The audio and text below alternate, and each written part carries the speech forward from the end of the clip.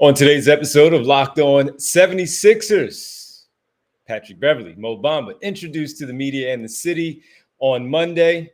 We'll give you what we heard and what we saw right there at the press conference earlier in the week, right here, Locked On 76ers.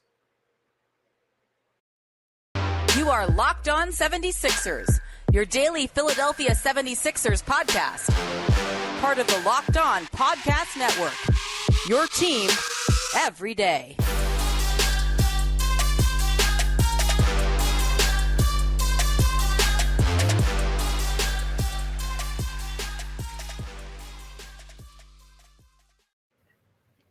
Welcome, you are Locked On 76ers. I'm Devon Givens from 97.5 The Fanatic Radio here in Philadelphia, alongside my co-hosts and partners, always from the Inquirer, Inquirer.com, Keith Pompey, Sixers beat writer, and we thank you for making Locked On 76ers your first listen every day. We are free and available wherever you get your podcasts, including right here on YouTube, part of the Locked On Podcast Network, your team every day.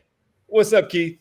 What's poppin', D? How you been, man? Doing all right, man. Doing all right. It was good to be back in the building yesterday for a little short time to hear from some of the new players.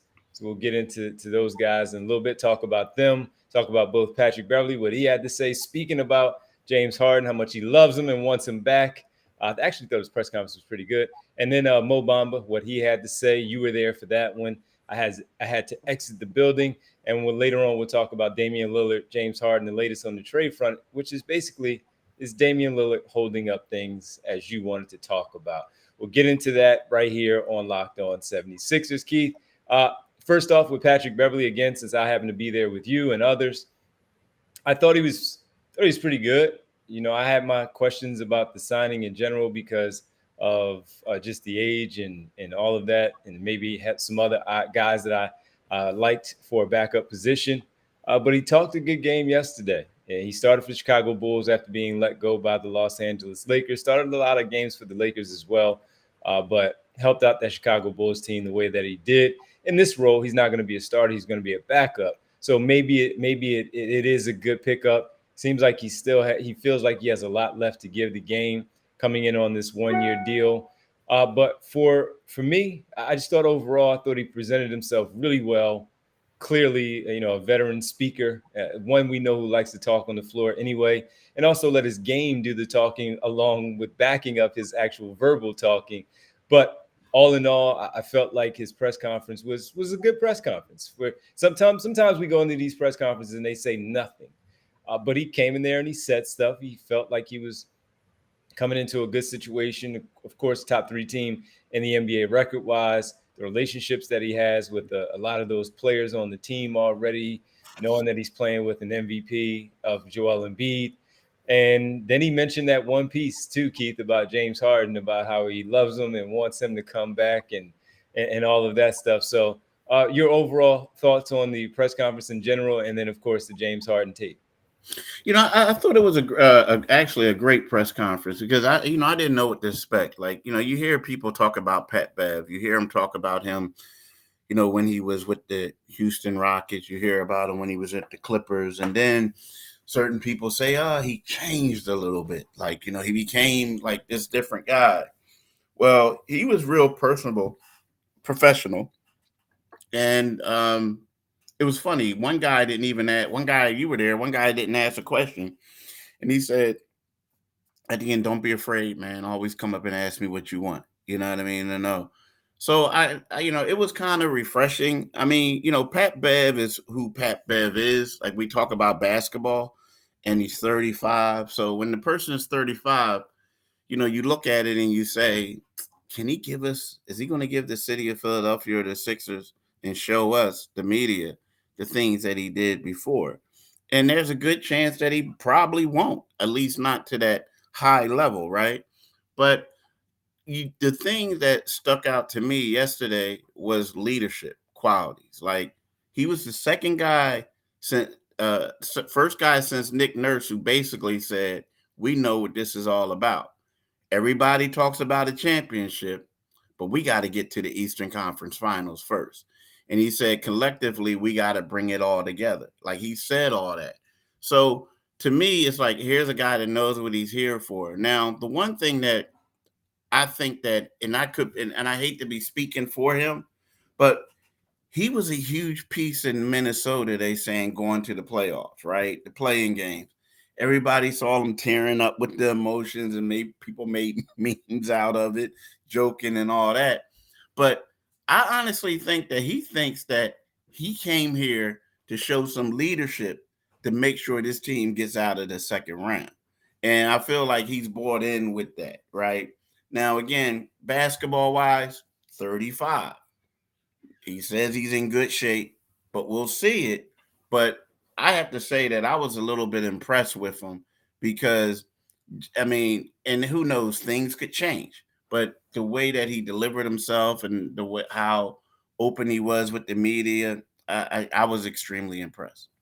And when you go back to the point that you made about being a leader and being a vocal leader as well, he mentioned how he and PJ Tucker are alike in that way, and how they attack things, how they go about things on the floor, but also with their leadership qualities, not necessarily being the star player, but lending that type of voice that makes a difference out there on the floor with how they talk to their teammates, how they show it on the floor. Oftentimes it's not about just talking about it, it's about being about it. And while they may not have the necessary skills as the other players like James Harden or Joel Embiid and Tyrese Maxey, and even Tobias Harris, because he made sure he made it very clear he didn't look at Tobias Harris as a role player. He looked at him as a star player in this league. But they don't have that, but they go out there and they bust it. And then you talk about the age, right? 35 and 37? That these are the ones that are going to dive on the floor. They're going to give up their body. They're going to sacrifice for the betterment of the team and hope that they get the win at the end of the day. And that's something that we've seen from them playing in the league for so many years.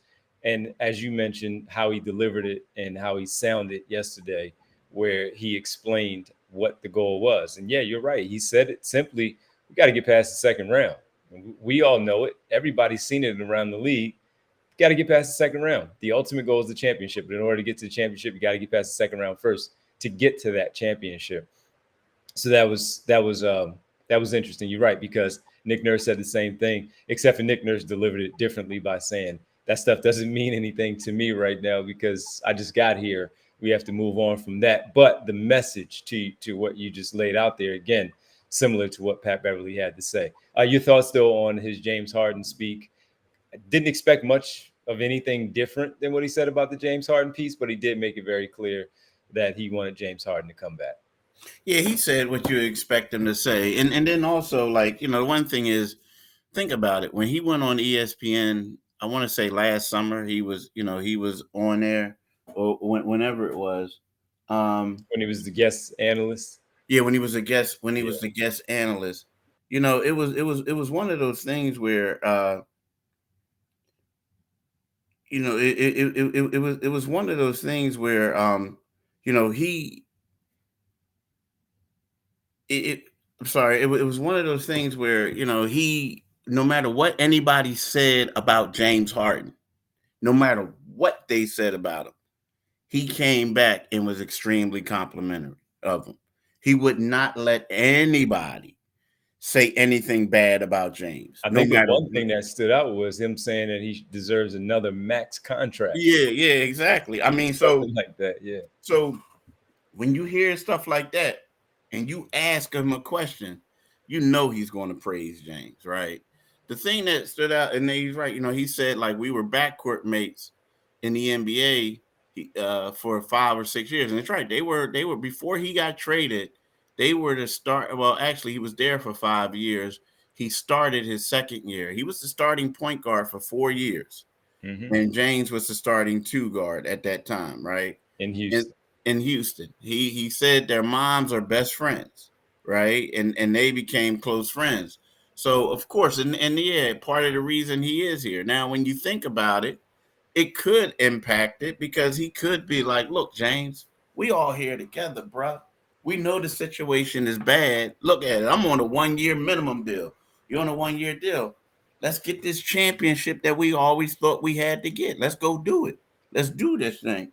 So it could have an impact, and also could have impact because there might not be that many options out there for James as well, too. But you got him, James, Montrez, PJ, House. House.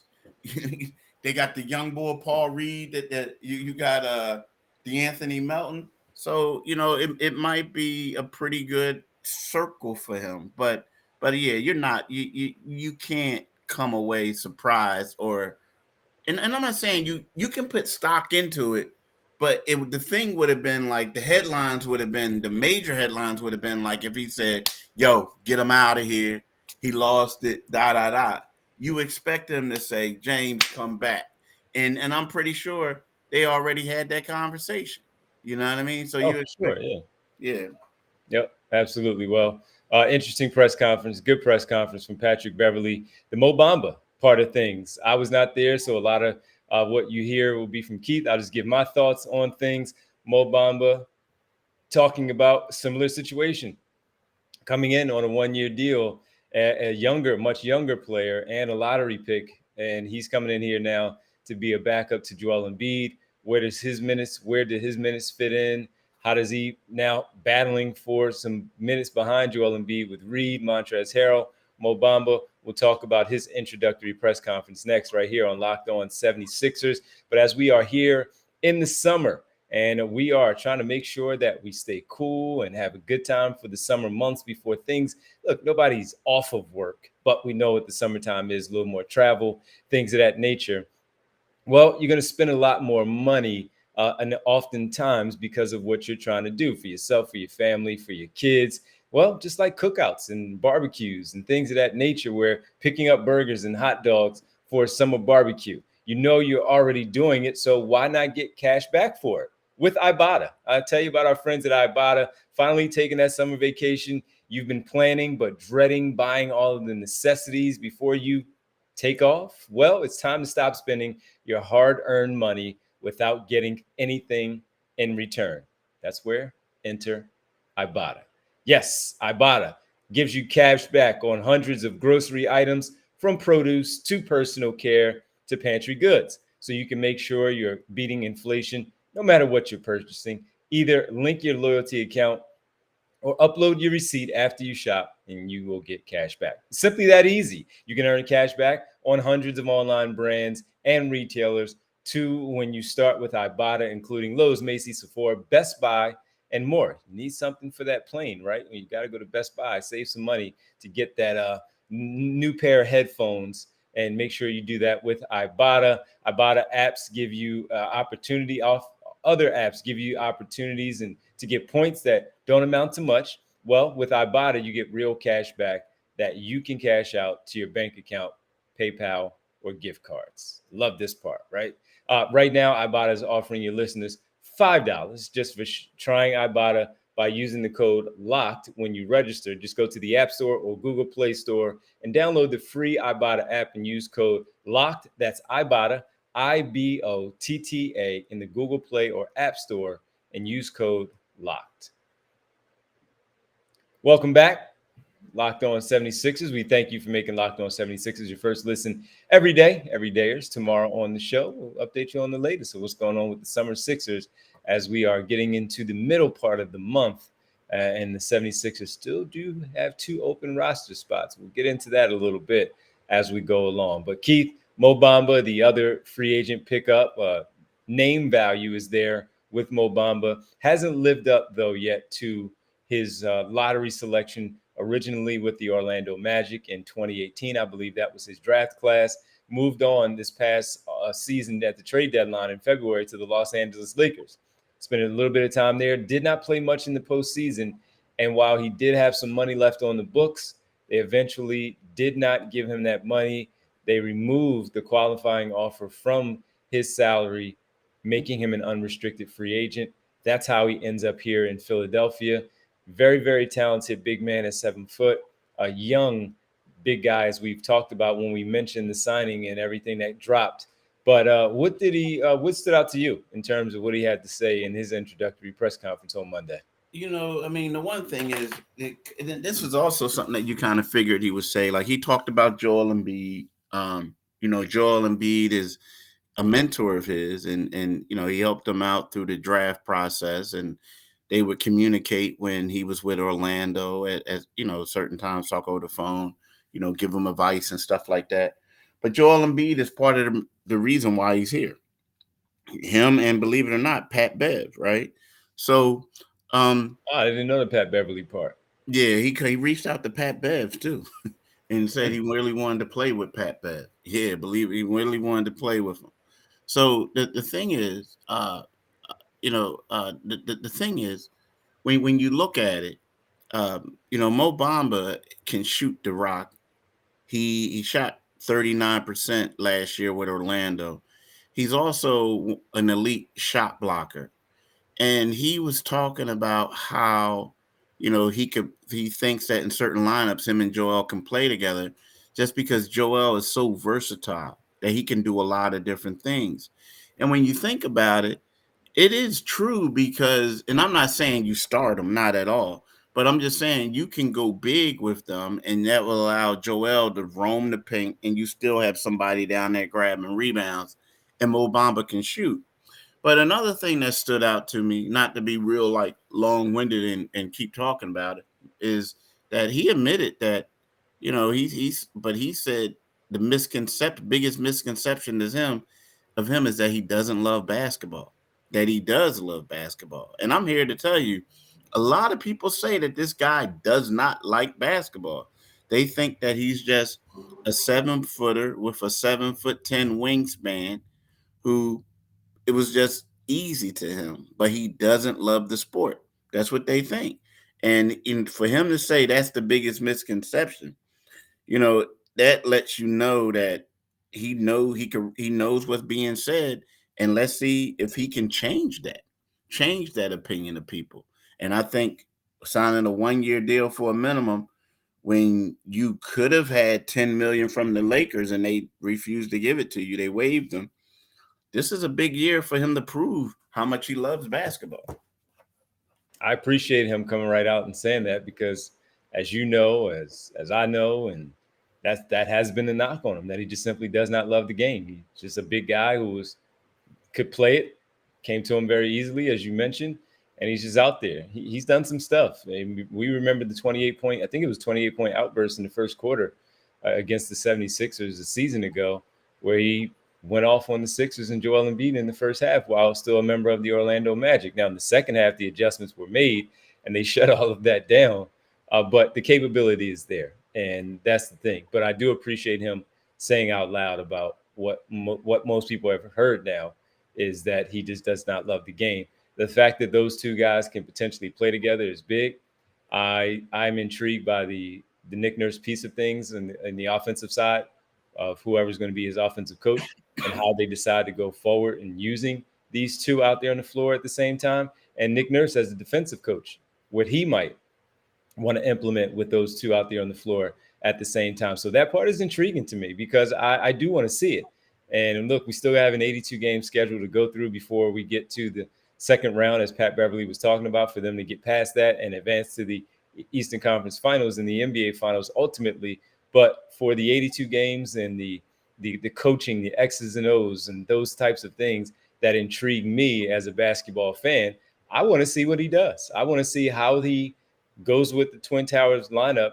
82 games, you might as well try it, right? You might as well try it. You got one that's really athletic who can move the way he does on the perimeter and recover and get back there on the back line to help out Embiid and Mo Bamba. So I am interested in seeing that. He mentioned it. So it must have been something that they at least alluded to of how they may be able to try that from time to time and see if they can get something done with that with Mo Bamba and Joel Embiid. So that part has me interested. Yeah, me too. Yep. Well, on the back end of this podcast, as we talk about the back line of the defense for the 76ers, we talk about Damian Lillard, James Harden, all of these, well, these two guys in particular, of the big names that may be traded at some point, if not during the summer, maybe around training camp, season starts, they're still on their respective teams. But could it be moving along a little more quickly if Damian Lillard and his situation wasn't holding things up? It's kind of like free agency, right? Where it's like waiting on this one guy, he's holding this up. Well, maybe that's the case for Damian Lillard and the Portland Trailblazers. We'll get to that next on this final segment right here on this Tuesday of Locked On 76ers.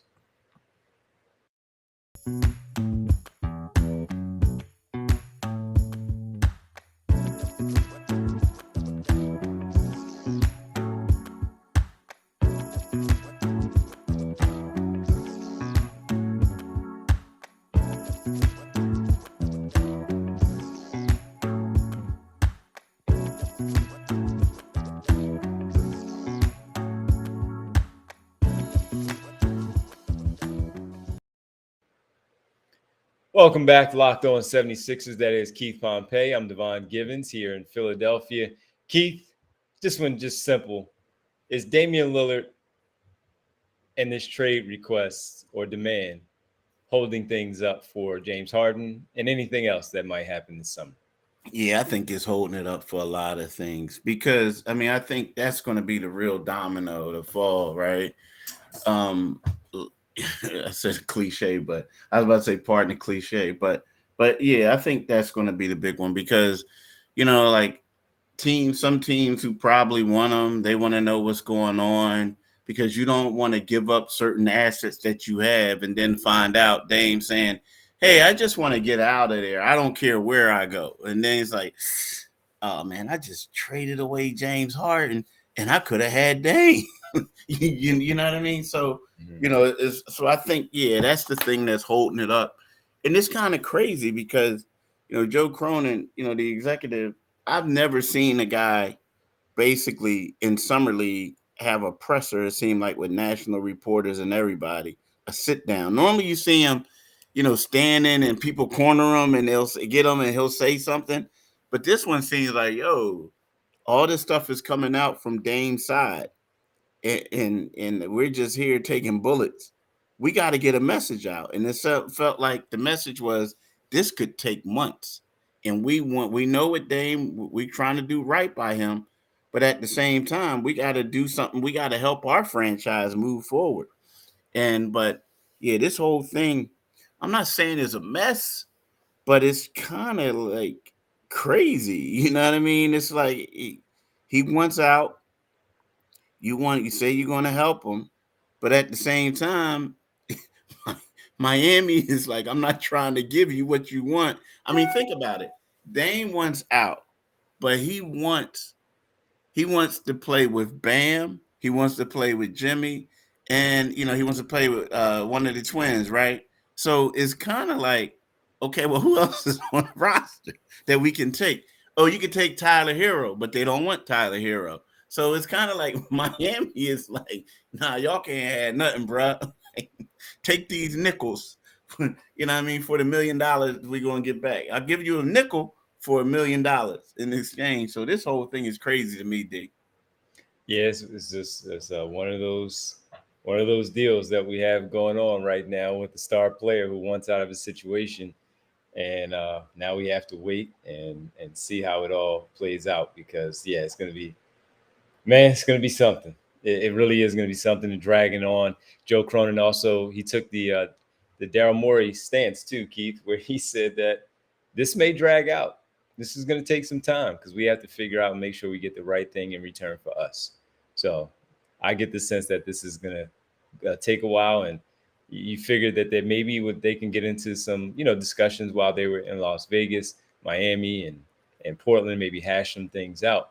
But right now, Miami is playing their part where they only want to give up with, as you said, they only want to give up what they want to give up. And Portland has no interest in the Tyler Hero piece, maybe reroute him to a third or fourth team, something like that. But this one, I suspect, is going to take a while, maybe going into even August.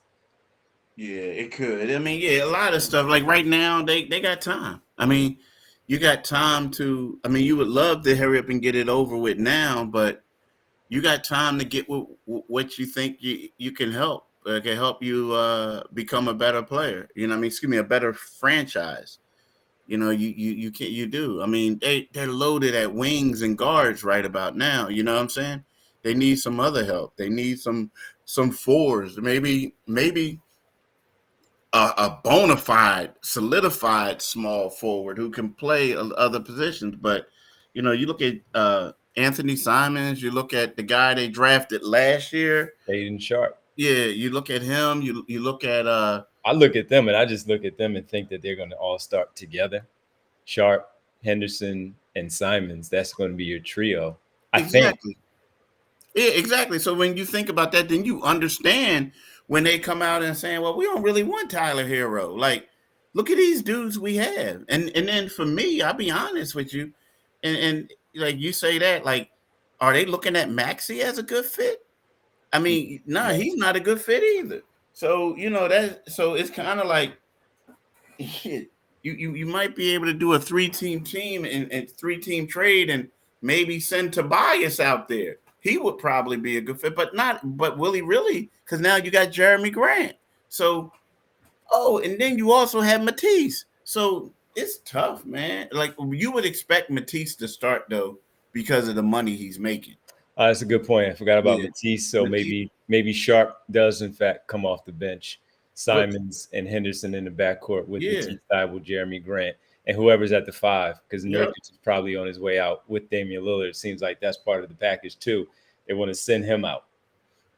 Yeah, it's crazy, man. It's crazy. It's a crazy situation, D. I'm glad I'm not dealing with it. I'm not glad we get to watch it, but it kind of affects James Harden possibly here in Philadelphia. Yeah, so we could go on vacation. Well, listen, man, always a fun one. We hope everybody is having a great day, a great start to your week. We'll get back together with you all tomorrow. We thank you for making Locked On 76ers your first listen every day. Every day is tomorrow on the show. We'll dive into more of the 76ers. And I have a question right now. I'll just simply put it to you all and put it to Keith, and we can get into this tomorrow. Who should be the 5th starter for the 76ers? We'll get into that maybe tomorrow here on Locked On 76ers. Keith, do you mind letting the good folks know where they can find us? Yeah, you can find us on anywhere on if you have a podcast, anywhere that they have podcasts at, and you can get us free and available anywhere you get your podcasts at. You can also follow my man D. You need to do yourself a favor and follow my man D on the Divine Giving Show from 6 to 10 p.m. and he'll be 6 to 10 p.m. every day this week besides Wednesday. So 6 to 10 every day this week besides Wednesday. And what is it, like 7 to 10 or something like that? It's 6 to 8:30. Oh, 6 to 8:30. Philadelphia Union Soccer. Yeah, so 6 to 8:30. And then make sure you follow my man D on Twitter at DivineG975. You see it right under his name, DivineG975. You follow me on Twitter at Pompey on Sixers. And you can read my articles in the Philadelphia Inquirer.com. All right, man. Keith, thanks so much. Everybody, we'll talk to you tomorrow. Thanks, man. Deuces.